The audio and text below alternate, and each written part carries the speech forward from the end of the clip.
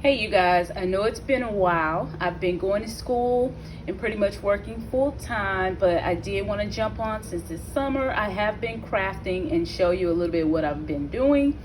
I have been loving making happy planner covers and accessories, and this will be the happy planner that I will be using for my upcoming semester at school. And I use the Scotch thermal laminating pouches, and this is the 5 mil, I'm sorry, letter size. And for the paper collection for this cover, I use one of my favorite Prima collections called Diamond. I'm not sure if they still sell this, but I just really love this paper collection. And so this is the planner and the back cover. I use this paper here. They're double-sided. And I use this A-box laminator from Amazon.